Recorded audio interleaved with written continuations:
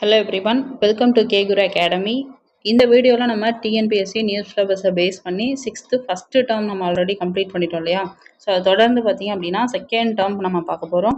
இந்த செகண்ட் டேர்மில் நம்ம இன்னைக்கு பார்க்க போகிறது பார்த்தீங்க அப்படின்னா ஃபஸ்ட் யூனிட். ஓகேவா, ஃபஸ்ட் யூனிட்டில் நமக்கு எதை பற்றி கொடுத்துருப்பாங்க அப்படிங்கிறத நான் சொல்லிடுறேன். முழுக்க பார்த்தீங்கன்னா கல்வியோட முக்கியத்துவம் சார்ந்த கண்டென்ட் தான் இருக்கும். ஸோ அதில் பார்த்தீங்கன்னாவே தெரியும் உங்களுக்கு. ஃபஸ்ட்டு வந்து மூதுரை கொடுத்துருக்காங்க. மூதுரை அப்படின்னும் போது ஔவையார் அவர்கள் எழுதின பாடல். ஸோ அந்த பாடலுடைய செய்யுள் வரிகள், அப்புறம் ஔவையார் பற்றின சில தகவல்கள், அவங்க எழுதின பிற நூல்கள், அப்புறம் அந்த செய்யுளில் இருக்கக்கூடிய சில சொற்களுக்கான பொருள், இது மாதிரி அந்த செய்யுள் பகுதியை நம்ம படிக்க போகிறோம். அடுத்தது பார்த்தீங்கன்னா துன்பம் வெல்லும் கல்வி. ஸோ இதுவும் வந்து ஒரு செய்யுள் பகுதி தான். ஓகேவா. அடுத்தது பார்த்தீங்கன்னா கல்வி கண் திறந்தவர். ஸோ கல்வி கண் திறந்தவர் அப்படின்னும் போது நமக்கு நல்லா தெரியும் யார், காமராசர் அவர்கள். ஸோ இந்த காமராசர் பற்றின தகவல்கள், அவருக்கு என்னென்ன விஷயங்களை கவர்மெண்ட் வந்து சிறப்பு செஞ்சுருக்காங்க, அண்ட் அவர் என்னென்ன விஷயங்கள் கவர்மெண்ட்டுக்கு செஞ்சுருக்காரு, இது மாதிரி நிறைய தகவல்கள் அதில் இருக்கும். அண்ட் அடுத்தது பார்த்தீங்க அப்படின்னா நூலகம் நோக்கி அப்படிங்கிற இந்த லெசன். இதில் முழுக்க பார்த்தீங்கன்னா அண்ணா நூலகம் இருக்கு இல்லையா. ஸோ அந்த லைப்ரரியில் என்னென்ன விஷயங்கள் இருக்குது, எத்தனை தளங்கள் இருக்குது, அந்த ஒவ்வொரு தளத்துலையும் என்னென்ன கொடுத்துருக்காங்க, அது மாதிரி லைப்ரரி பேஸ் பண்ண கண்டென்ட் வந்து இந்த இடத்துல வந்து இருக்கும், இந்த லெசனில் இருக்கும். அடுத்து ஃபைனலாக பார்த்தீங்கன்னா இன எழுத்துக்கள். ஸோ இது எல்லாம் நம்ம இந்த வீடியோவில் பார்க்க போகிறோம். ஸோ வந்து வீடியோ ஃபுல்லாக பாருங்கள். கண்டிப்பாக உங்களோட எக்ஸாம் ப்ரிப்பரேஷனுக்கு ரொம்ப யூஸ்ஃபுல்லாக இருக்கும். ஓகேவா. சரி, ஃபஸ்ட்டு பார்த்தீங்க அப்படின்னா நான் சொன்ன மாதிரி மூதுரை அப்படின்னும் போது இது ஒரு செய்யுள் பகுதின்னு நான் முன்னாடியே சொல்லிட்டேன் இல்லையா. ஸோ அப்போ இந்த செய்யுள் பகுதியில் நான் ஆசிரியர் பேரும் சொல்லிட்டேன், ஔவையார் அவர்கள் எழுதின மூதுரை அப்படின்னும் பொழுது இதில் பாடல் வரி படிக்கணும், பாடலோட பொருள் புரியணும், ஔவையார் அந்த பாடல் வரிகளில் என்ன சொல்லியிருக்காங்கங்கிறது புரியணும், அப்புறம் அவர்கள் எழுதின பிற நூல்கள், பாடலுக்கான சொற்பொருள், இது எல்லாமே நம்ம படிக்கிறோம். அது மட்டும் கிடையாது, இதுக்கு பின்னாடி இருக்கக்கூடிய புக் பேக், அதுவும் ரொம்ப முக்கியம். ஸோ அதையும் நம்ம படிக்கணும். ஓகேவா.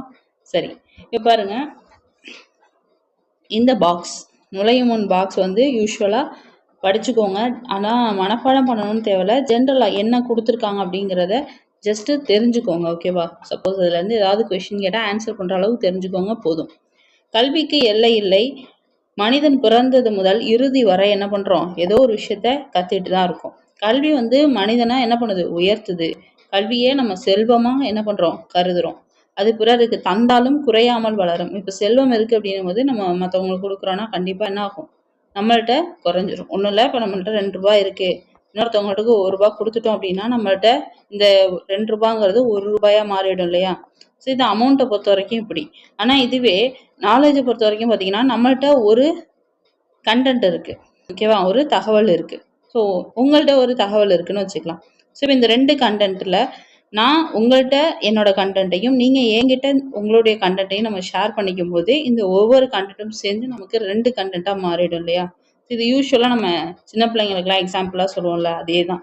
அப்போ நாலேஜை பொறுத்த வரைக்கும் நம்ம ஷேர் பண்ணும்போது அது என்ன ஆகும், கண்டிப்பாக இன்க்ரீஸ் தான் ஆகுமே தவிர டிக்ரீஸ் ஆகாது. ஸோ அது ஒரு விஷயம் எப்போவுமே ஞாபகம் வச்சுக்கோங்க. அது மாதிரி அழியாத செல்வமாக இருக்கக்கூடிய கல்வியை வந்து கற்றவன் எங்கே போனாலும் அவனுக்கு என்ன ஆகும், சிறப்பு அப்படிங்கிறது கிடைக்கும். ஓகேவா, அதுதான் ரொம்ப முக்கியமானது. எங்கே போனாலும் கல்வி கற்றவன் சிறப்பாகத்தான் இருப்பான். ஸோ அதுதான் இங்கே கொடுத்துருக்காங்க பாடல் வரியில். ஓகேவா. அப்போ இந்த மூதுரையை பொறுத்த வரைக்கும் நமக்கு சிம்பிளான கான்செப்ட் என்ன, கல்வி கற்றவங்க எங்கே போனாலும் சிறப்பாக இருப்பாங்க, அவ்வளோதான் கான்செப்ட். ஸோ இதை இப்போ ஔவையார் என்ன பாடல் வரிகள் கொடுத்துருக்காங்கன்னு பார்க்கலாம். மன்னனும் மாசற கற்றோனும் சீர்தூக்கின் மன்னனின் கற்றோன் சிறப்புடையன், மன்னருக்கு தன் தேசமெல்லாம் சிறப்பில்லை, ஆனால் கற்றோருக்கு சென்ற இடம் எல்லாம் சிறப்பு. ரொம்ப சிம்பிள் தான். மன்னன் ஒருவன் இருக்கான் அப்படின்னா அவனுக்கு வந்து அவன் தேசத்தை தவிர, அதாவது அவனுடைய நாட்டை தவிர பிற நாட்டுக்கு போகிறான் அப்படின்னும் போது அவனுக்கு வந்து என்ன ஆகுது, மதிப்பு இருக்காது. அவன் நாட்டில் மட்டும்தான் அவன் மன்னனாக இருப்பான். வேற ஒரு நாட்டுக்கு போகிறான்னும் பொழுது அந்த புதுசாக போகக்கூடிய அந்த நாட்டில் அவன் வந்து சாதாரண ஒரு மனுஷன் மாதிரி தான். ஸோ அப்போ அந்த தன்னுடைய தேசம் இல்லாமல் மற்ற இடத்துக்கு போனான் அப்படின்னா அவனுக்கு சிறப்பு கிடையாது. ஆனால் படித்தவங்களுக்கு அப்படி கிடையாது. படித்தவர்கள் எங்கு சென்றாலும் அவருக்கான சிறப்பு அப்படிங்கிறது கிடைக்கும்.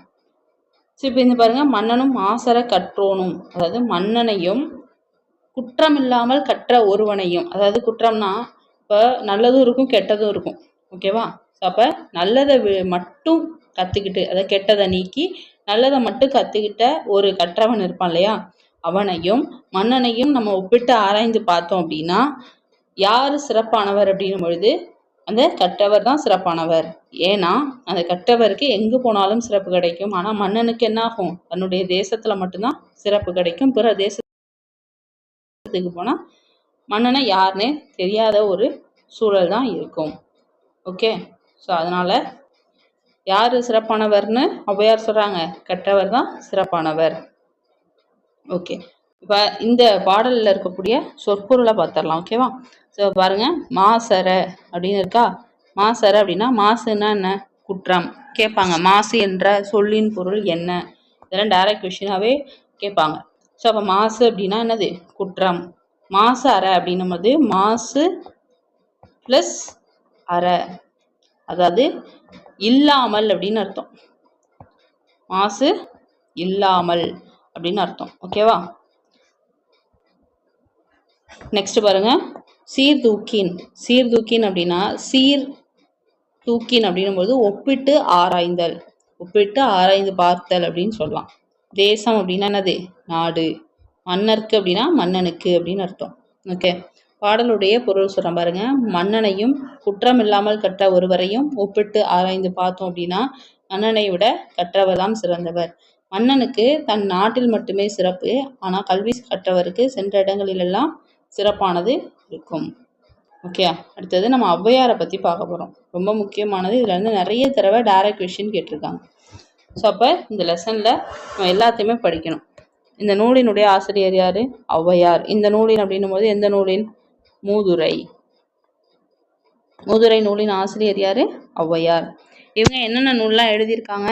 ஆத்திச்சூடி, கொன்றை வேந்தன், நல்வழி. ஸோ இதுலேருந்து எப்படி கொஷின் கேட்பாங்கன்னா, ஒரு 4 ஆப்ஷன் கொடுத்துட்டு இதில் பொருந்தாத சொல்லை தேர்வு செய்க அப்படின்னு கொடுக்கலாம். அப்போ இப்போ பார்த்தீங்கன்னா கொன்றை வேந்தன் இருக்குது, நல்வழி இருக்குது, ஆத்திச்சூடி இருக்குது, ஆப்ஷனில் திருக்குறள்னு கொடுக்கலாம். ஸோ அப்போ 1 2 3 4 ஆப்ஷன் இருக்குது. இதில் எது பொருந்தாது அப்படின்னும் போது திருக்குறள் தான் பொருந்தாது. ஏன்னா மற்றதெல்லாம் ஔவையார் அவர்கள் எழுதின நூல்கள். ஸோ இந்த மாதிரி பொருந்தாத ஒரு தகவலை கொடுத்துட்டு என்ன பண்ணலாம்? நமக்கு கொஷின்ஸ் வந்து கேட்கலாம். ஸோ அதனால் ஒரு ஆசிரியர் இருக்காங்க அப்படிங்கும்போது அவங்க எழுதின பிற நூல்களை தரவாக படிச்சுக்கோங்க. ஓகே, அடுத்து மூதுரை அப்படிங்கிற சொல்லுக்கு என்ன பொருள் அப்படின்னா மூத்தோர் சொல்லக்கூடிய அறிவுரை, அதாவது மூத்தோர் கூறும் அறிவுரை அப்படிங்கிறது பொருள். ரொம்ப முக்கியமானது. ஓகேவா? இதுவும் நிறைய தடவை கேட்டிருக்காங்க. அடுத்தது பார்த்தீங்கன்னா சிறந்த அறிவுரைகளை சொல்றதுனால இந்த நூலுக்கு என்ன பெயர்? மூதுரை அப்படின்னு பெயர். இந்த மூதுரையில மொத்தம் எத்தனை பாடல்கள் இருக்கு அப்படின்னு கேட்டாங்கன்னா 31 பாடல்கள் இருக்கு. ஸோ அப்போ நீங்கள் புக்லேயே இந்த இடத்துல எழுதிக்கலாம், மூதுரை 31 பாடல்கள் அப்படின்னு நீங்கள் எழுதிக்கலாம். ரிவிஷன் பண்ணும்போது என்ன ஆகும்? அழகாக நீங்கள் இதை பார்க்கும்போது இந்த இடத்துல நீங்கள் கவனித்து பார்க்காம போயிடலாம். ஸோ இந்த மாதிரி போட்டு வச்சிட்டிங்கன்னா ரிவிஷன் பண்ண ஈஸியாக இருக்கும். ஓகே, அடுத்தது பாருங்கள், புக் பேக். மாணவர்கள் வந்து நூல்களை டேஷ் கற்க வேண்டும், மாசற கற்க வேண்டும், அது குற்றம் இல்லாமல் கற்க வேண்டும். அப்புறம் சேர்த்தெழுது பிரித்தெழுது கொடுத்துருக்காங்க. ரொம்ப ரொம்ப முக்கியமானது. ஏன் அப்படி சொல்கிறேன்னா நமக்கு டைரெக்டாக புக்கில் என்ன இருக்கோ அதுலேருந்து டைரக்ட் கொஷின் வந்து கேட்பாங்க. பிரித்தெழுது சேர்த்தெழுதுக அது மட்டும் இல்லாமல் எக்ஸ்ட்ரா கொஷின்ஸும் கேட்பாங்க. ஸோ அதனால் புத்தகத்தில் வந்து கேட்குற எல்லா கொஷினையும் மிஸ் பண்ணிடாமல் படிச்சுக்கோங்க. நீங்கள் படிச்சிங்கன்னா தான் அந்த கொஷினுக்குலாம் ஆன்சர் பண்ண முடியும். ஓகேவா? சரி, அடுத்தது பாருங்கள், துன்பம் வெல்லும் கல்வி. துன்பம் வெல்லும் கல்வி அப்படின்னும் பொழுது இதனுடைய ஆசிரியர் யார் அப்படின்னா பட்டுக்கோட்டை கல்யாண சுந்தரனார். ஓகேவா? சரி, பார்த்தீங்கன்னா தெரியும், பட்டுக்கோட்டை கல்யாண சுந்தரம் அப்படின்னு சொல்லலாம், கல்யாண சுந்தரனார் அப்படின்னு சொல்லலாம், ரெண்டும் ஒன்று தான். சரி, துன்பம் வெல்லும் கல்வியில அவர் என்ன சொல்லியிருக்காரு அப்படிங்கிறத சொல்லலாம். பாருங்க, கல்வி அழகே அழகு அப்படின்னு யார் சொல்லுவாங்க அப்படின்னா பெரியவங்க சொல்லுவாங்க. ஓகேவா? பெரியோர் அப்படின்னா நீங்க பெரியார் அப்படின்னு நினைச்ச கூடாது. ஓகேவா? பெரியார் வேற, பெரியோர் வேற. பெரியோர்னா வயதுல பெரியவங்க அப்படின்னு அர்த்தம். ஸோ அப்ப என்ன சொல்லியிருக்காங்க? கல்வி அழகே அழகு அப்படின்னு யார் சொல்லுவாங்கன்னா பெரியவங்க சொல்லுவாங்க. ஓகேவா? அடுத்தபடி பாருங்க, கற்றபடி நிற்பதே அந்த அழகை பெறுவதற்கான வழி. கல்வி வந்து அறிவை வளர்ப்பதோடு பண்படுத்தவும் செய்யும். நம்மளை என்ன பண்ணும்? கல்வி பண்படுத்தும். எவ்வளவுதான் கத்திருந்தாலும் பண்பாடு இல்லை அப்படின்னா அந்த கல்வி வந்து என்ன ஆகும்? பயனற்று போகும். அடுத்தது பாருங்க, பண்பட்ட மனிதரினுடைய புகழ் வந்து பல்லாண்டு நிலைத்து நிற்கும். ஸோ அதனால படிப்போம், நம்ம பண்பாட்டோட இருப்போம் அப்படிங்கிற மாதிரி கொடுத்துருக்காங்க. இதில் ஒன்றும் முக்கியமானது இல்லை, ஜஸ்ட் இதை மட்டும் பார்த்துக்கோங்க. ஓகேவா? சரி, இப்போ பட்டுக்கோட்டையார் சொன்ன அந்த பாடல் வரிகளையும் அவர் பாடல் வரிகள்ல இருக்கக்கூடிய சொல்லுக்கான பொருளையும் அந்த பட்டுக்கோட்டையார் பற்றின சில தகவல்களையும் நம்ம பார்க்க போறோம். ஓகேவா? சரி, பாடல் வரிய பாருங்க. ஏட்டில் படித்ததோடு இருந்து விடாதே, நீ ஏன் படித்தோம் என்பதையும் மறந்து விடாதே, நாட்டில் நெறி தவறி நடந்து விடாதே, நம் நல்லவர்கள் தூற்றும்படி வளர்ந்து விடாதே. ஸோ இந்த பாடலை பொறுத்த வரைக்கும் நமக்கு படித்ததும் பொருள் புரியும், ரொம்ப ஈஸியா பார்த்ததும் பொருள் புரிகிற மாதிரியான என்னது அந்த மாதிரியான தகவல்கள் தான் அந்த லைன்ஸ்ல வந்து இருக்கு. ஓகேவா? 7 அப்படின்னும் போது என்ன, ஏட்டில் சாரி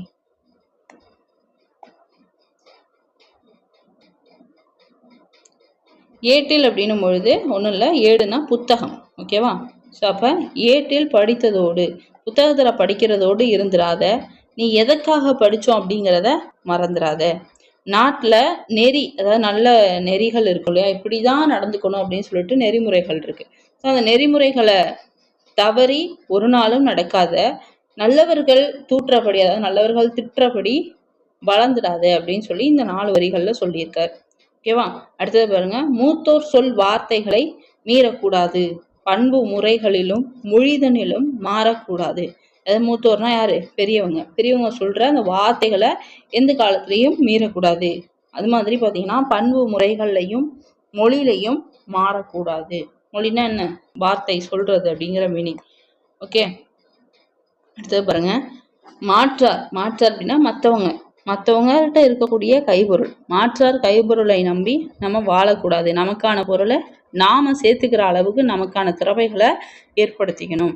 தன்மானம் இல்லாத கோழையோட சேரக்கூடாது, துன்பத்தை வெல்லும் கல்வியை கற்றிட வேணும், நீ சோம்பலை கொள்ளும் திறன் விட்டிட வேணும், வம்பு செய்யும் குணம் இருந்தால் விட்டிட வேணும், அறிவு வளர்ச்சியிலே வான்முகட்டை தொட்டிட வேணும்.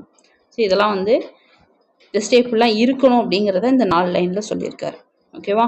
அடுத்தது பாருங்க. வெற்றி மேல் வெற்றி வர, விருது வர, பெருமை வர, மேதைகள் சொன்னது போல் விளங்கிட வேண்டும், பெற்ற தாயினுடைய புகழும் நீ பிறந்த மண்ணின் புகழும் வற்றாமல் உன்னோடு வாழ்ந்திட வேண்டும். ஸோ அப்போ அந்த கடைசி 8 வரிகள்ல என்ன சொல்றாரு, எப்படிலாம் இருக்கணுங்கிறத சொல்றாரு.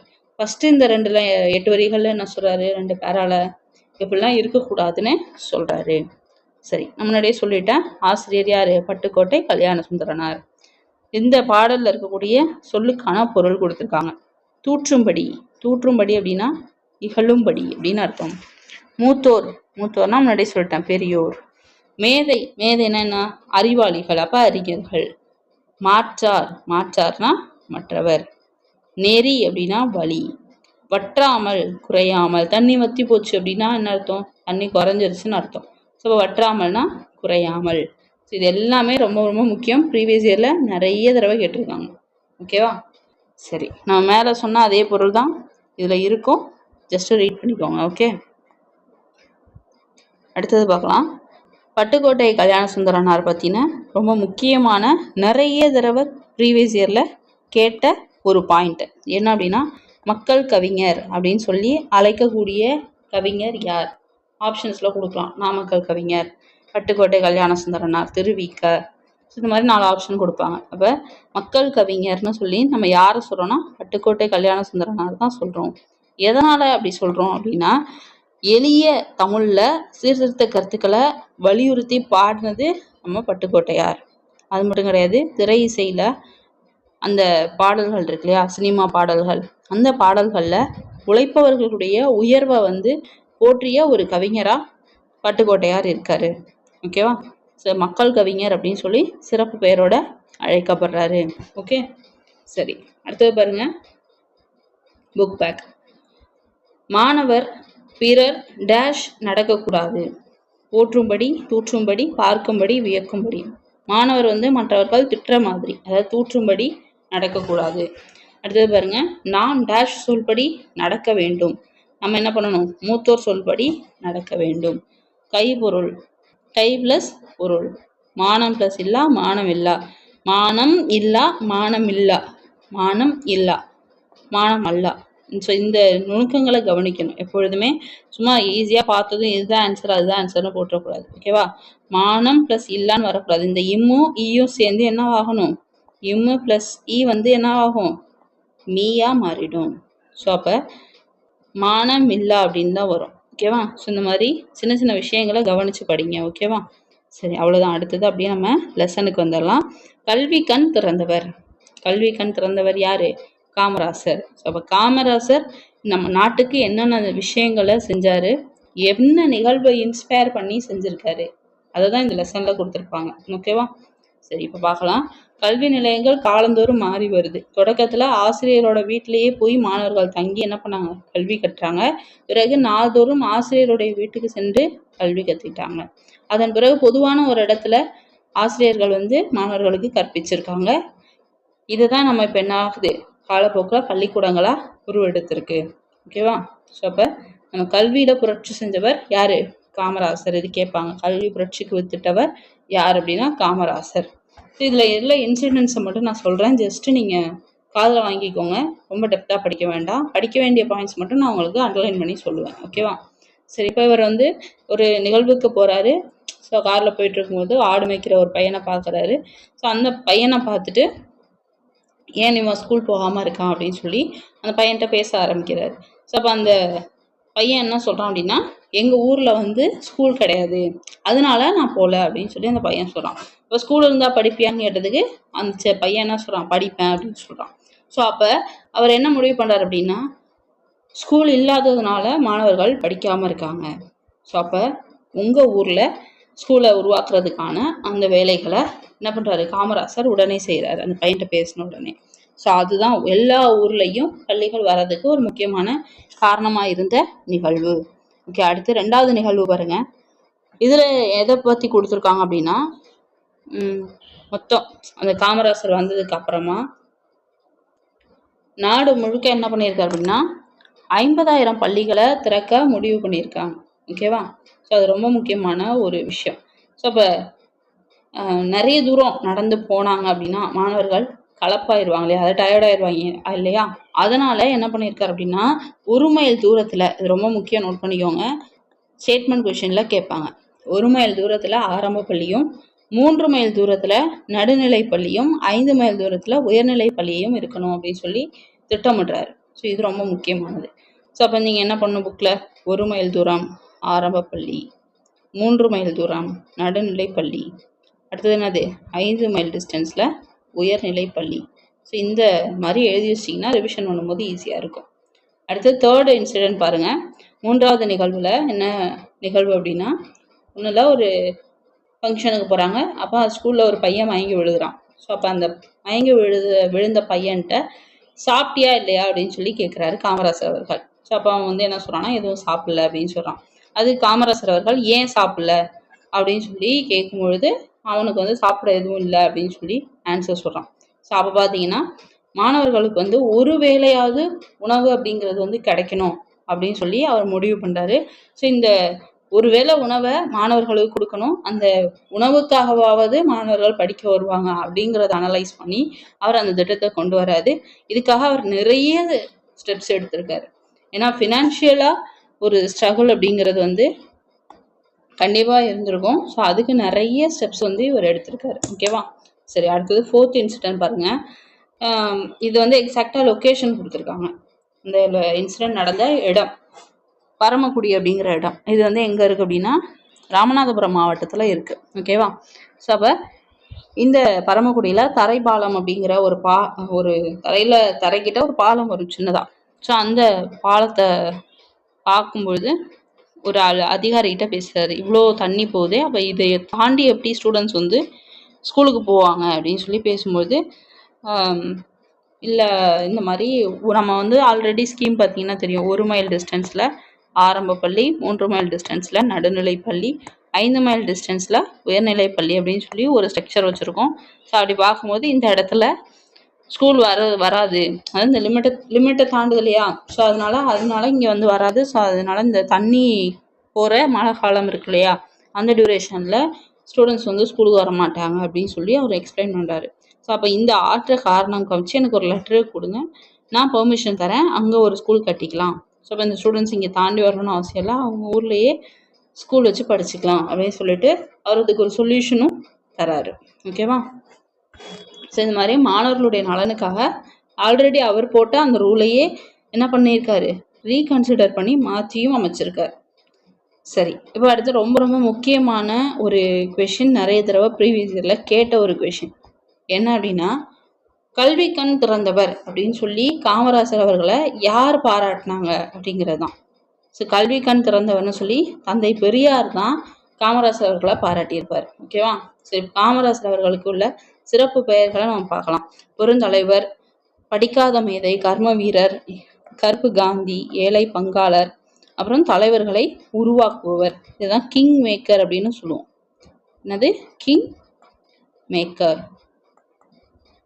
சரி, கிங் மேக்கர் அப்படின்னு தமிழ்லையும் கொடுக்கலாம். சரி, ஆங்கிலத்தில் தான் கொடுக்கணும்னு அவசியம் இல்லை. கிங் மேக்கர் அப்படின்னு கொடுக்கலாம். ஸோ எப்படி கொடுத்தாலும் உங்களுக்கு தெரியணும். ஓகேவா? சரி, அடுத்தது பாருங்க, காமராசரினுடைய கல்வி பணி. ஸோ இவர் முதலமைச்சராக இருக்கும் பொழுது 6000 தொடக்க பள்ளிகள் மூடப்பட்டிருந்திருக்கு அவர் போஸ்டிங்க்கு வர அந்த டைம்ல. ஸோ அது எல்லாத்தையும் உடனடியாக திறக்கிறதுக்கு ஆணை பிறப்பிக்கிறார். ஓகேவா? அது மட்டும் இல்லாமல் மாநிலம் முழுவதும் அனைவருக்கும் இலவச கட்டாய கல்விக்கான அந்த சட்டத்தை இயற்றி அதை தீவிரமாக நடைமுறையும் படுத்துறாரு. மாணவர்கள் பசியெல்லாம் படிக்கணுங்கிறதுக்காக என்ன பண்ணாரு, மதிய உணவு திட்டத்தை கொண்டு வராரு. ஓகேவா?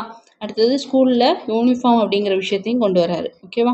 ஸோ பள்ளியில் நிறைய பள்ளி சீரமைப்புக்காக நிறைய மாநாடுகளையும் நடத்துறாரு. ஸோ இது மாதிரி நிறைய விஷயங்களை அவர் பண்ணியிருக்காரு. ஓகேவா? அது மட்டும் கிடையாது, ஸ்கூல், காலேஜஸ்லையுமே நிறைய காலேஜஸ், ஒரு இன்ஜினியரிங் காலேஜ், மெடிக்கல் காலேஜ், அப்புறம் வெட்டினரி, டீச்சர்ஸ்க்கான டீச்சிங் ட்ரைனிங் இன்ஸ்டியூட்ஸ், இது மாதிரி எல்லாத்தையும் அவர் ஸ்டார்ட் பண்ணுறாரு. ஸோ அது மட்டும் இல்லை, லைப்ரரிஸ் அதுவும் இவர் பண்ணுறாரு. ஸோ அப்போ இந்த மாதிரி நிறைய விஷயங்களை கல்விக்காக பண்ணுறதுனால தான் இவரை கல்வி புரட்சிக்கு வித்துட்டவர் அப்படின்னு சொல்கிறோம். ஸோ இது கேட்பாங்க. ஓகேவா? சரி, இந்த பாக்ஸ் ரொம்ப ரொம்ப முக்கியம். இதுலேருந்து நிறைய கொஷின் கேட்டிருக்காங்க. மதுரை பல்கலைக்கழகம், மதுரையில் உள்ள பல்கலைக்கழகம் இருக்கு இல்லையா, யூனிவர்சிட்டி, அதுக்கு காமராசர் யூனிவர்சிட்டி அப்படின்னு சொல்லி என்ன பண்ணியிருக்காங்க, பெயர் வச்சுருக்காங்க. ஓகேவா? அடுத்தது பாருங்கன்னா, காமராசர் அவர்களுக்கு நடுவண் அரசு, அதாவது மத்திய அரசு 1976 பாரத ரத்னா அப்படிங்கிற விருதை கொடுத்துருக்கு. ஒவ்வொருத்தருக்கும் பாரத ரத்னா விருது எந்த ஆண்டுங்கிறது தெரியணும். ஓகேவா? அப்துல் கலாம் அவர்களுக்கு 1997 ஆண்டு. அது மாதிரி அம்பேத்கர் அவர்களுக்கு என்ன வரும் அப்படிங்கிறத கமெண்ட்ல சொல்லுங்க, தெரியும்னா. ஓகேவா? ஸோ எப்பொழுதுமே ஒரு விஷயம் படிக்கும்போது அதுக்கு ப்ரீவியஸாக படித்த தகவல்களை ரீகால் பண்ணணும். அப்போதான் உங்களுக்கு ஞாபகத்தில் இருக்கும். ஓகே, அடுத்து பாருங்க, காமராசர் அவர்கள் வாழ்ந்த இல்லம் பார்த்தீங்கன்னா, ஒன்று சென்னையில் உள்ள இல்லம், ஏன்னா அவர் முதலமைச்சராக இருந்திருக்காரு. ஸோ சென்னையில் ஒரு வீட்டில் இருந்திருப்பார் இல்லையா, ஸ்டே பண்ணியிருப்பார், அந்த இல்லம். அடுத்தது பார்த்தீங்கன்னா, அவருடைய ஊர் விருதுநகர். ஸோ அந்த விருதுநகரில் இருக்கக்கூடிய அவருடைய இல்லம். இந்த 2 இல்லங்களையும் என்ன பண்ணியிருக்காங்க, அரசுடைமையாக்கியிருக்காங்க. அது மட்டும் இல்லாமல் அவருடைய நினைவு இல்லங்களாக மாற்றி அமைச்சிருக்காங்க. ஓகே, அடுத்து சென்னை மெரினா கடற்கரையில் காமராசர் அவர்களுக்கு சிலை வச்சுருக்காங்க. சென்னையில் உள்ள உள்நாட்டு விமான நிலையம், ஓகேவா, அந்த நிலையத்துக்கு காமராசர் அவர்களுடைய பெயரை சுட்டியிருக்காங்க. கன்னியாகுமரியில் பார்த்தீங்கன்னா மணிமண்டபம் வச்சுருக்காங்க. அது எந்த ஆண்டு அமைக்கப்பட்டதுன்னு பார்த்தீங்கன்னா 2/10/2000. இது ரொம்ப முக்கியம், இந்த கொஷின் கேட்டிருக்காங்க. அது மட்டும் இல்லை, ஆண்டுதோறும் எல்லா வருஷமும் ஜூலை 15, ஜூன் கிடையாது, ஜூலை 15ஆம் நாள் கல்வி வளர்ச்சி நாளாக நம்ம செலிப்ரேட் பண்ணுறோம். ஸோ அது ரொம்ப ரொம்ப முக்கியமானது. ஓகே, அடுத்தது பாருங்க, புக் பேக் கொஷின்ஸ். பள்ளிக்கூடம் செல்லாததற்கு ஆடு மேய்க்கக்கூடிய அந்த சிறுவனுக்குரிய காரணம் என்னது, ஊரில் பள்ளிக்கூடம் இல்லை அப்படின்னு சொல்லியிருப்பான். ஓகேவா? அடுத்தது நம்ம பார்க்க போகிறது நூலகம் நோக்கி. இது ரொம்ப ரொம்ப முக்கியமான ஒரு பழமொழி. கட்டது கைமண் அளவு, கல்லாதது உலகளவு என்பர். பழமொழியை நிறைவு செய்க, பழமொழிக்கான பொருளை தேர்வு செய்க அப்படின்லாம் பழமொழி பேஸ் பண்ண கொஷின்ஸ் கேட்பாங்க. ஏன்னா நியூஸ் சிலபஸில் அப்படிலாம் இருக்கு இல்லையா. ஸோ அதனால இதெல்லாம் நல்லாவே தெரிஞ்சு வச்சுக்கோங்க. ஓகே, சரி, இப்போ பாருங்க, நம்மளுடைய நூலகங்கள் எந்த அளவுக்கு முக்கியமானது அதை பற்றின தகவல்களை நம்ம பார்க்க போகிறோம். நூலகங்களை பொறுத்த வரைக்கும் மாவட்ட நூலகம், கிளை நூலகம், ஊர்ப்புற நூலகம் அப்படின்னு சொல்லி, அது மட்டும் இல்லாமல் பார்ட் டைம் நூலகம், பகுதி நேர நூலகம், தனியார் நூலகம்னு சொல்லி நிறைய டைப்ஸ் இருக்குது. ஆசியாலேயே 2வது பெரிய நூலகம் எங்கே இருக்குது அப்படின்னு பார்த்தீங்கன்னா நம்ம தமிழ்நாட்டில் இருக்குது. அதுதான் நம்மளுடைய அண்ணா நூற்றாண்டு நூலகம். ஸோ இதை பற்றி தான் நம்ம பார்க்க போகிறோம். ஓகேவா? பார்த்தீங்கன்னா தெரியும், அண்ணா நூற்றாண்டு நூலகம் இல்லை மொத்தம் 8 அடுக்குகள் இருக்கும். ஸோ ஸோ இந்த 8 அடுக்குகள்ல என்னென்ன ஒவ்வொரு அடுக்குலையும் இருக்குங்கிறத நம்ம டீட்டெயிலாக பார்க்குறோம். அதுதான் இந்த லெசன்ல ரொம்ப முக்கியமானதும் கூட. ஓகே, சரி பாருங்க, ஆசிய கண்டத்திலேயே 2வது பெரிய நூலகம் எதுன்னு கேட்டா அண்ணா நூற்றாண்டு நூலகம். இதுல மொத்தம் 8 அடுக்குகள், அதாவது 8 லேயர்ஸ் இருக்கும். ஸ்டெப்ஸ் சொல்லுவோம் இல்லையா, 8 டிப் என்ன சொல்றது, ஸ்ட்ரக்சராக பிரிச்சிருப்பாங்க. Okay, ground floor, first floor, second floor, third ஃப்ளோர்னு சொல்லிட்டு மொத்தம் 8 ஃப்ளோர்ஸ் வந்து இருக்கும். அதோட பரப்பளவு பார்த்தீங்கன்னா 8 ஏக்கர். ஸோ அப்போ 8 அடுக்கு அண்ட் 8 ஏக்கர்ஸ். ஸோ ரெண்டையுமே நோட் பண்ணிக்கணும். ஓகேவா, சரி. அடுத்தது பாருங்க, இந்த ஆசிய கண்டத்திலேயே 2வது பெரிய நூலகம் நம்ம தமிழ்நாட்டில் உள்ள அண்ணா நூற்றாண்டு நூலகம். அப்போ முதல் பெரிய நூலகம் இது சீனாவில் உள்ள நூலகம். ஓகேவா, அடுத்தது பாருங்க, இந்த இமேஜில் இருக்கக்கூடியவர் வந்து முனைவர் அரங்கநாதன். இவர் வந்து நூலக விதிகளை எல்லாம் இவர் தான் உருவாக்குனாரு. இந்திய நூலகவியலினுடைய தந்தை அப்படின்னு சொல்லி இவர் நம்ம அழைக்கிறோம். Father of Indian library science. ஓகேவா, father of Indian library science. So ரொம்ப முக்கியமான கொஷின், நிறைய தடவை கேட்டிருக்காங்க. அடுத்தது பாருங்க, மாற்றுத்திறனாளிகள், கண் பார்வை குறைபாடோடு இருப்பாங்க இல்லையா, ஸோ அவங்களுக்காக என்ன பண்ணியிருப்பாங்க, பிரெய்லி நூல்கள்லாம் வச்சுருப்பாங்க இல்லையா. ஸோ அது அடுத்து பார்த்தீங்கன்னா காது கேட்காதவங்களுக்காக கேட்டு அறிகிறதுக்கான ஒளி வடிவ நூல்கள், குறுந்தகடு, இது மாதிரி நிறைய விஷயங்கள் வந்து என்ன பண்ணியிருப்பாங்கன்னா இந்த நூலகத்தில் உருவாக்கி வச்சுருப்பாங்க. ஓகேவா, சரி. இப்போ பாருங்க, இதில் நமக்கு ஒவ்வொரு ஃப்ளோர்லையும் என்னென்ன கொடுத்துருக்காங்கன்றதை பார்க்க போகிறோம். ஃபஸ்ட்டு வந்து இங்கே எஸ்கலேட்டர் இருக்குது. எஸ்கலேட்டர்னா நகரும் படிக்கட்டு அப்படின்னு சொல்லலாம். முதல் தளத்தில் நமக்கு என்னென்ன கொடுத்துருக்காங்கன்னு ஃபர்ஸ்ட்டு பார்க்கலாம். ஒரு மரம் இருக்கும், செயற்கையாக ஒரு மரம் இருக்கும். அது மட்டும் இல்லாமல் சிறுவர்கள் விளையாடுறதுக்கு ஏற்ற மாதிரி இந்த மாதிரி கொடுத்துருப்பாங்க. ஓகே, ரொம்ப ரொம்ப முக்கியமானது, 20,000த்திற்கும் மேற்பட்ட பல்லுலக குறுந்தகடுகள் குழந்தைகளுக்காக சேகரிக்க வைக்கப்பட்டிருக்கு. அது மட்டும் இல்லாமல் பிற நாடுகள், வெவ்வேறு நாடுகள்ல இருந்து திரட்டப்பட்ட 50,000த்திற்கும் மேற்பட்ட நூல்களும் இங்க இருக்கு. எங்க, கிரவுண்ட் ஃப்ளோர்ல. ஓகேவா, கிரவுண்ட் ஃப்ளோர்ல இதெல்லாம் இருக்கு. சரி, அடுத்தது பாருங்க, 7வது தளம்.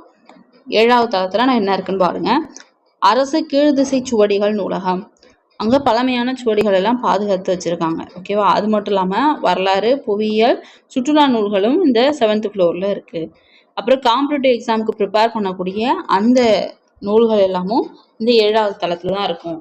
மின் நூலகம், அப்புறம் அனைத்து துறை சார்ந்த தரமான மின் நூல்கள், மின் இதழ்கள், மேகசின்ஸ் இருக்கு இல்லையா, எல்லாமே இந்த 7th ஃப்ளோர்ல தான் இருக்கு. ஓகே, இப்போ நான் சொன்ன மாதிரி மொத்தம் 8 தளம். 8 தளத்துல என்னென்ன இருக்குங்கிறத இங்கே கொடுத்துருக்காங்க. ஃபர்ஸ்ட் தரைத்தளம். சொந்தமாக வீடு வச்சிருக்கிறவங்க கிரவுண்ட் ஃப்ளோரில் இருப்பாங்க அப்படின்னு ஞாபகம் வச்சுக்கோங்க. ஸோ அப்போ சொந்த நூல் படிப்பகம் தரைத்தளத்தில் இருக்குது. நம்ம சொந்தமாக புக் எடுத்துகிட்டு போய் கிரவுண்ட் ஃப்ளோரில் வச்சு படிச்சுட்டு எடுத்துகிட்டு வந்துடலாம். அடுத்தது பாருங்கள், பிரெய்லி நூல்கள். கண்ணு தெரியாதவங்க என்ன பண்ண முடியாது, மேலே போய் அடுத்தடுத்த ஃப்ளோர்ஸ்லாம் அவங்களால எக்ஸ்ப்ளோர் பண்ண முடியாது. அதனால அவங்களுக்கு ஈஸியாக இருக்கிற மாதிரி ஃபர்ஸ்ட் ஃப்ளோர், அதாவது கிரவுண்ட் ஃப்ளோரில் உள்ள என்ட்ரி ஆனோடனே கிரவுண்ட் ஃப்ளோரில் பார்வை திறன் குறைவாக உள்ளவங்களுக்காக இந்த பிரெய்லி நூல்கள் எல்லாத்தையும் தரைத்தளத்தில் வச்சுருக்காங்க. ஓகே, அடுத்து நம்ம பார்க்க போகிறது ஃபர்ஸ்ட் ஃப்ளோர், முதல் தளம். முதல் தளம் அப்படின்னும் பொழுது அங்கே என்ன இருக்குது அப்படின்னா குழந்தைகளுக்கான பிரிவு, அப்புறம் பருவ இதழ்கள். பருவ இதழ்கள்னா என்ன, இதழ்கள்னா மேகசின். பருவ இதழ்கள்னா ஒவ்வொரு பருவத்துக்கு இந்த மாதிரி வரக்கூடிய அந்த பருவ இதழ்கள். அடுத்தது 2வது தளம். 2வது தளம் அப்படின்னும் போது தமிழ் நூல்கள். நம்ம நாட்டில் இருமொழி கொள்கையை ஃபாலோ பண்ணுறோம் இல்லையா, ஸோ அப்படி ஞாபகம் வச்சுங்க, 2வது தளத்தில் தமிழ் நூல்கள் இருக்குது அப்படின்ட்டு. ஓகே, சும்மா உங்களுக்கு ஏதாவது ரெலவெண்ட்டாக உங்களுக்கு ஈஸியாக இருக்கிற மாதிரி என்ன பாயிண்ட் ஹிண்ட் வச்சுனாலும் நீங்கள் ஞாபகப்படுத்திக்கலாம். அடுத்து 3வது தளம். 3வது தளத்தில் என்ன இருக்குது அப்படின்னா கணினி அறிவியல், அப்புறம் தத்துவம், அடுத்தது பார்த்தீங்கன்னா அரசியல் நூல்கள். இது எல்லாமே எங்கே இருக்கும் அப்படின்னா 3வது தளத்தில் இருக்குது. 4வது தளம் பார்த்தீங்கன்னா பொருளியல், சட்டம், வணிகவியல், கல்வி. ஓகேவா, அடுத்தது 5வது தளத்தில் கணிதம், அறிவியல், மருத்துவம், இதெல்லாம் 5வது தளத்தில் இருக்குது. 6வது தளம் பொறியியல், வேளாண்மை, திரைப்படக்கலை. 7வது தளம் நம்ம முன்னாடியே பார்த்தோம், வரலாறு, சுற்றுலா, அரசுக்கு திசைச்சுவடி நூலகம், போட்டித் தேர்வு, அப்புறம் மின் நூலகம், மின் நூல்கள் எல்லாமே அதில் தான் இருக்கும். லாஸ்ட்டாக 8வது தளம். இங்கே தான் உங்களுக்கு கல்வி தொலைக்காட்சி இருக்கு இல்லையா, கல்வி டிவி. ஸோ அந்த கல்வி டிவியோட அந்த ஸ்ட்ரக்சர்லாம் இங்கே தான் வச்சுருப்பாங்க. அண்ட் இந்த நூலகத்தினுடைய அலுவலக ஆஃபீஸ் இருக்கும் இல்லையா, நூலகத்துக்குன்னு சொல்ல சில மெயின்டெனன்ஸ்லாம் இருக்கும். அது எல்லாமும் இந்த 8வது தளத்துல வச்சிருக்காங்க. ஓகே. அடுத்தது பாருங்க, நூலகத்துல படித்து உயர்நிலை அடைந்த சில பேரை கொடுத்துருக்காங்க. யார் யார் அப்படின்னா, ஃபர்ஸ்ட் அறிஞர் அண்ணா, ஜவஹர்லால் நேரு, அண்ணல் அம்பேத்கர், கார்ல் மார்க்ஸ். இந்த 4 பேரும் ரொம்ப முக்கியமானவர்கள். ஓகே. அடுத்தது பாருங்க, நடமாடும் நூலகம் அப்படிங்கிற திட்டம் எங்க தொடங்கி இருக்கு அப்படின்னா, நம்மளுடைய தமிழகத்துல ஆல்ரெடி தொடங்கி நடைமுறையில இருக்கு. சிறந்த ஒரு நூலகர் இருக்காங்க அப்படின்னும் போது அவங்களுக்கு ஒரு விருது கொடுப்பாங்க. இந்த விருதுக்கு பேர் வந்து ச அரங்கநாதர் விருது. ஓகே, சரி.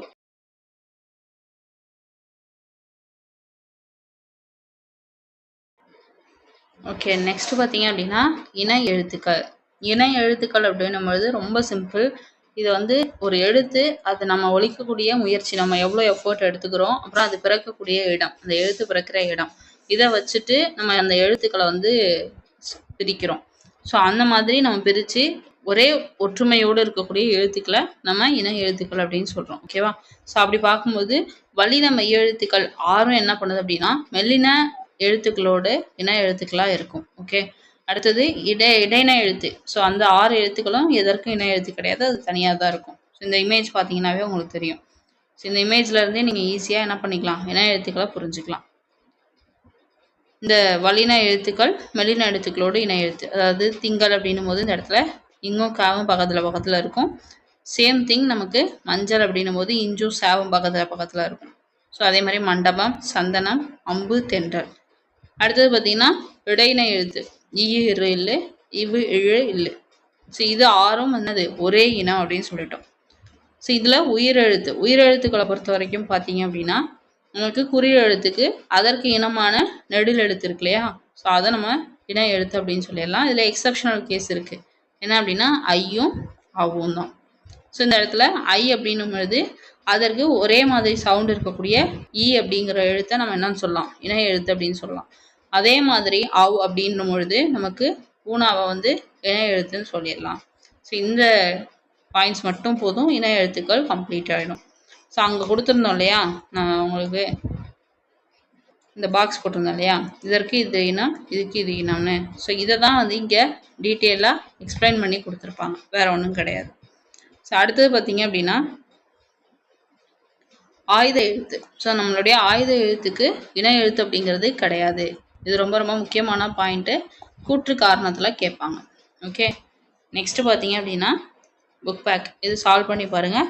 மெல்லினத்திற்கான இணை எழுத்து இடம் பெறாத சொல் எது? ரொம்ப ஈஸி. என்னது? கண்ணில் அப்படிங்கிறது தான். ஏன்னா மற்றதுலாம் இஞ்சு சா இருக்குது, இன்னு தா இருக்குது, இந்த இடத்துல இன்னு நீ இருக்குது. ஸோ அப்படி பார்க்கும்போது இங்கே இன்னு இருக்கும்பொழுது இங்கே டா அப்படிங்கிற மாதிரி வரணும். ஸோ அந்த இன்னுக்கு இனமான எழுத்து தான் வரணும், இங்கே மாறி வந்திருக்கு. ஸோ அப்போ இதுதான் இடம் மிஸ்மேட்ச். ஓகேவா? அடுத்தது இங்கே தவறான சொல்லை வட்டமிடுக. வென்றான். வென்றான்னும் போது இந்த இடத்துல நமக்கு இந்த ரா வரணும். ஸோ அது மாறி இருக்குது. ஸோ அதனால என்னது, இதுதான் தவறானது. அடுத்தது இங்கே பிழை திருத்தம் சொல்லியிருக்காங்க. இதெல்லாம் ஈஸி தான். தென்றல் அப்படின்னும் போது இந்த இடத்துல இன்னும் வரணும். கண்டம் அப்படின்னும் பொழுது இன்னும் வரணும். நன்றி அப்படின்னும் போது இந்த ரீ வரணும். மண்டபத்துக்கு இன்னும் வரணும். ஸோ இந்த மாதிரி சின்ன சின்ன டிஃப்ரென்ஸ் இருக்கும். இதெல்லாம் வந்து நீங்கள் பார்த்தீங்கன்னாவே ஆன்சரை கண்டுபிடிச்சிடலாம். ஓகே. அடுத்தது பாருங்கள். இது வந்து பாடலோட வரி கொடுத்துட்டு இடம்பெற்ற நூல் எது அப்படின்னு சொல்லி கேட்கலாம். ஸோ அப்படி பார்க்கும்பொழுது யாதானும் நாடாமல் கூறாமல் என்னொருவன் சாத்துணையும் கல்லாதவாறு அப்படிங்கிற இந்த வரி வந்து நமக்கு திருக்குறளில் தான் இடம்பெற்றிருக்கும். அப்போ இதனுடைய ஆசிரியர் யாருன்னு கேட்டால் திருவள்ளுவர் அப்படின்னு சொல்லிடலாம். இப்போ இந்த பாடலில் ஏதாவது ஒரு எழுத்தை எடுத்துகிட்டு அங்கே கோடிட்ட இடம் கொடுத்து அங்கே என்ன வரும் அப்படின்னு கேட்கலாம். இல்லை இந்த திருக்குறளை நமக்கு இடம் மாற்றி, அந்த சொற்களை இடம் மாற்றி சரியான தொடரை தேர்வு செய் அப்படின்னு சொல்லியும் கொடுக்கலாம். ஸோ எப்படி கேட்டாலும் இதுக்கு ஆன்சர் வந்து நமக்கு பண்ணணும் அப்படின்னா இந்த திருக்குறள் ப்ராப்பராக தெரியணும். ஓகே. அடுத்தது பார்த்தீங்க அப்படின்னா பழமொழி 400. பழமொழி 400 அப்படின்னும் பொழுது நமக்கு அந்த பாடலோட கடைசி வரி அதில் ஒரு பழமொழி இருக்கும். இப்போ இந்த பாடலில் நமக்கு ஆற்றுனா வேண்டுவது இல் அப்படிங்கிற பழமொழி வந்திருக்கு. சரி, இந்த பாடல் வரியே ரொம்ப முக்கியமானது, நல்லா படிச்சுக்கணும். ஓகேவா? பழமொழி 400னுடைய ஆசிரியர் பெயர் என்ன அப்படிங்கிறத சொல்லுங்க. ஓகே. சரி, இப்போ ஆற்றவும் கற்றார் அறிவுடையார் அஃதுடையார் நாற்றசையும் செல்லாத நாடில்லை அந்நாடு வேற்று நாடாகா தமவேயாம் ஆயினால் ஆற்றுனா வேண்டுவது இல். ஸோ இதுதான் அந்த பாடலுடைய வரிகள், ரொம்ப முக்கியம். ஸோ இதுக்கான நூல் எது, ஆசிரியர் பெயர் என்ன, அதை பார்த்துக்கணும். ஓகே, நெக்ஸ்ட் பார்த்தீங்க அப்படின்னா இதுல இருந்து கொஷின் கேட்பாங்க. ஸோ இது வந்து ஆசிரியர் கவிதை கற்பிக்கின்றார் இல்லை எழுதுகிறார் அப்படின்னு சொல்லலாம். இப்போ மாணவன் அப்படின்னும் பொழுது எழுதுகிறான்னு வரும். ஸோ அப்போ நம்ம அந்த இடத்துல என்ன பண்ணுறோம் அப்படின்னா ஒருமை பெண்மை பிழை, சொற்களுடைய பிழை இல்லாமல் எழுத சரியான ஸ்ட்ரக்சரை வந்து நம்ம இங்கே ப்ராக்டிஸ் பண்ணிக்கிறோம். ஓகேவா, இதை பேஸ் பண்ணி கொஷின்ஸ் வந்து கேட்பாங்க. அடுத்தது இதுவும் வந்து கொஷின் கேட்பாங்க. என்ன அப்படின்னா அந்த நூல், மாலை, ஆறு, படி. ஸோ அதுக்கான பொருளை பொறுத்த வரைக்கும் ஒரு சொல்லுக்கு 2 பொருள்கள் இருக்கலாம் அல்லது 2க்கு மேற்பட்ட பொருள்கள் இருக்கலாம். அந்த பொருளை பேஸ் பண்ணி நமக்கு இங்கே கொடுத்துருக்காங்க. இப்போ நூல் அப்படின்னும் பொழுது ஆடை தைக்க உதவுறது நமக்கு நூல் யூஸ் பண்ணுவோம். அது மட்டும் இல்லாமல் மூதுரை அப்படிங்கிறது ஒரு அறநூல். ஸோ இப்போ நூல் அப்படின்னும் போது இந்த இடத்துல நமக்கு லூம் இருக்கு இல்லையா, ஸோ அதையும் அது மாதிரி புத்தகத்தையும் மீன் பண்ணி வந்துருச்சு. ஸோ அதே மாதிரி தான் மாலை, ஆறு, படி அப்படிங்கிறதும் நமக்கு 2 பொருள் வரக்கூடிய சொற்களாக இருக்கும். ஸோ அப்படி பார்க்கும்பொழுது மாலை அப்படின்னும் பொழுது நம்ம கழுத்தில் அணியக்கூடிய மாலை சொல்லலாம். காலை மாலை அப்படிங்கிற அந்த பொழுதை குறிக்கக்கூடியதாகவும் இருக்கும். நெக்ஸ்ட் பார்த்தீங்கன்னா ஆறு. ஆறு அப்படின்னும் போது நமக்கு இங்கே எதை மீன் பண்ணுது அப்படின்னும் போது ஓடக்கூடிய நதியையும், அடுத்தது பார்த்தீங்கன்னா நம்பர் 6 அப்படிங்கிறதையும் மென்ஷன் பண்ணக்கூடியதாக இருக்கும். அண்ட் தென் படி. படி அப்படின்னும் பொழுது ஒன்று நம்மளோட ஸ்டடீஸ், படிக்கக்கூடிய ஸ்டடியை மீன் பண்ணதாகவும், அனதர் படி பார்த்தீங்க அப்படின்னா ஸ்டெப்ஸை மீன் பண்ணக்கூடியதாகவும் இருக்கும். ஸோ அப்போ இந்த மாதிரி ஒரு சொல்லுக்கு 2 பொருள் இருக்கும். இது நமக்கு நிறைய ப்ரீவியஸ் இயரில் கேட்டிருக்காங்க. பேட்டர்னில் ரொம்ப முக்கியமான ஒரு பேட்டர்ன் உள்ள கொஷின். ஓகே, நெக்ஸ்ட்டு இது ரொம்ப ரொம்ப முக்கியமானது. என்னது, காமராசருடைய பிறந்த நாளை நம்ம என்னவா செலிப்ரேட் பண்ணுறோம்? கல்வி வளர்ச்சி நாளாக செலிப்ரேட் பண்ணுறோம். டாக்டர் ராதாகிருஷ்ணன் அவர்களுடைய பிறந்த நாளை நம்ம என்னவா செலிப்ரேட் பண்ணுறோம்? ராதாகிருஷ்ணன் அப்படின்னும் பொழுது அவர் ஒரு ஆசிரியர். ஸோ அப்போ ஆசிரியர் தினமாக கொண்டாடுறோம். அப்துல் கலாம் அவர்களுடைய பிறந்த நாளை மாணவர் தினமாக கொண்டாடுறோம். விவேகானந்தரனுடைய பிறந்தநாள் தேசிய இளைஞர் நாளாக செலிப்ரேட் பண்ணுறோம். ஜவஹர்லால் நேருவை பொறுத்த வரைக்கும் குழந்தைகள் நாளாக செலிப்ரேட் பண்ணுறோம். ஸோ இது மாதிரி கரெக்டாக ஒவ்வொரு இதுக்கான டேட் என்ன அப்படிங்கிறதையுமே பார்த்து வச்சுக்கோங்க. ஓகேவா, ஸோ அதுவும் கேட்கறதுக்கான வாய்ப்பு இருக்குது. ஸோ இதெல்லாம் ஜஸ்ட் நீங்கள் ப்ராக்டிஸ் பண்ணுங்கள். மேலே பார்த்தோம் இல்லையா, அதை பேஸ் பண்ணி தான் இருக்கும். இது பார்த்தீங்க அப்படின்னா பேராகிராஃப் கொடுத்தா அதை பேஸ் பண்ணி கொஷின் கேட்பாங்க. இது கண்டிப்பாக இந்த மாதிரி பேட்டர்னில் கொஷின் வரும். மேக்ஸிமம் இந்த மாதிரி பேராகிராஃபில் ஃபுல் மார்க் எடுக்கிறதுக்கு ட்ரை பண்ணுங்கள். ஓகேவா, ஸோ இந்த பேராகிராஃபை பொறுத்த வரைக்கும் பார்த்தீங்க அப்படின்னா காமராஜர் வீட்டுக்கு ஒரு பையனும் ஒரு பொண்ணும் வருவாங்க. அவங்க வந்து இது மாதிரி ஃபீஸ் கட்டுறதுக்கு அமௌண்ட் இல்லை அப்படின்னு சொல்லி எக்ஸ்பிளைன் பண்ணுவாங்க. ஸோ அப்போ வந்து அவங்ககிட்ட காமராஜர் அவர்கள் கேட்பாரு, என்னன்னா அம்மா அனுப்பி நீங்கள் வந்தீங்களா அப்படின்னு கேட்பாரு. இல்லை, நாங்களாக தான் வந்தோம் அப்படின்னு சொல்லுவாங்க. ஸோ அதுக்கப்புறம் அவர் வந்து ஃபீஸ்க்கான அமௌண்ட்டை கொடுத்துருவாரு. அண்ட் அதுக்கப்புறம் என்ன பண்ணுவாங்க அப்படின்னா அந்த சின்ன பிள்ளைங்க வந்துட்டு ஃபீஸ் பே பண்ணிட்டு அந்த பில்லை கொண்டு வந்து காமராஜர் அவர்கள்ட்ட காட்டுவாங்க. காட்டும் பொழுது எங்கள் அம்மா தான் கிளம்பிச்சிட்டு வர சொன்னாங்க அப்படின்னு சொல்லி சொல்லுவாங்க. ஸோ இதுல இருந்து நமக்கு என்ன விஷயம் அப்படின்னா, இப்படி ஒரு கண்டென்ட் கொடுத்துட்டு கீழே கொஷின்ஸ் கொடுத்துருக்காங்க பாருங்க. காமராசரின் வீட்டிற்குள் நுழைய முயன்றவர்கள் சிறுவன் சிறுமி 2 பேரும். அதாவது இந்த நிகழ்வு, அதாவது அவங்க அந்த பில்லை வந்து அவங்கள்ட்ட சப்மிட் பண்ணாங்க இல்லையா, ஸோ அந்த நிகழ்வு வந்து குடும்பத்தினுடைய எந்த பண்பை விளக்குது அப்படின்னும் போது நேர்மையை விளக்குது. ஓகேவா, பொய் சொல்லி காசு வாங்கல அப்படிங்கிற ஒரு கான்செப்ட் இதுக்குள்ள இருக்கு. அதுதான் ஒரு விஷயம். ஓகே, அடுத்து பாருங்க, மறுநாள் குழந்தைகள் வந்ததும் காமராசர் மனம் என்னது நெகிழ்ந்தார். ஸோ அப்போ அதுலயே ஆன்சர் இருக்கு. அடுத்தது சிறுவன் சிறுமி, இது எதற்காக காமராசர் வீட்டுக்கு வந்தாங்க? ஃபீஸுக்கு அமௌண்ட் வாங்க வந்தாங்க. காமராசர் செய்த உதவி, ஸோ அந்த அமௌண்ட்டை வந்து என்ன பண்ணாரு, கொடுத்தாரு. ஓகேவா, ஸோ இதுதான் வந்து பேராகிராஃபு. ஸோ அதுக்கான ஆன்சர்ஸ் நம்ம பார்த்தோம். இது மாதிரி அவங்க என்ன ஒரு பேராகிராஃப் கொடுத்தாலும் அதை பேஸ் பண்ணி கொஷின்ஸ் இருக்கும். அதுக்கான ஆன்சர்ஸ் நீங்கள் எழுதுகிற மாதிரி இருக்கும். ஓகேவா, சரி, அடுத்து பாருங்க, மாறி உள்ள சொற்களை சரியான இடத்துல பொருத்தி நிறைவு செய்யணும். அதாவது சொற்களை ஒழுங்குபடுத்தி சொற்றொடராக்குக அப்படின்னு சொல்லிட்டு நமக்கு சிலபஸ்ல இந்த டாபிக் இருக்கு. ரொம்ப முக்கியமானது. இது நிறைய தடவை ப்ரீவியஸ் இயர்ல கேட்டிருக்காங்க. ஓகேவா, இதுக்கான ஆன்சர் பாருங்க, விளையும் பயிர் முளையிலேயே தெரியும்.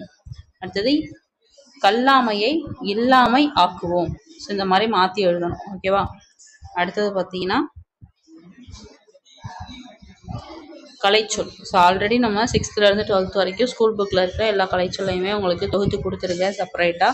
ஸோ இப்போ நம்ம இந்த யூனிட்டில் இருக்கிறத மட்டுமே பார்த்துடலாம். ஓகே, கல்வி அப்படின்னும் போது எஜுகேஷன், தொடக்கப்பள்ளி அப்படின்னும் பொழுது பிரைமரி ஸ்கூல், மேல்நிலைப்பள்ளி முதல் ஹையர் செகண்டரி ஸ்கூல், நூலகம் லைப்ரரி, மின் படிக்கட்டு எஸ்கலேட்டர், மின் தூக்கி லிஃப்ட், மின்னஞ்சல் இமெயில், குறுந்தகடு காம்பேக்ட் டிஸ்க், மின் நூலகம் இ லைப்ரரி, மின் நூல் இ புக்கு, மின் இதழ் இ மேகசின்.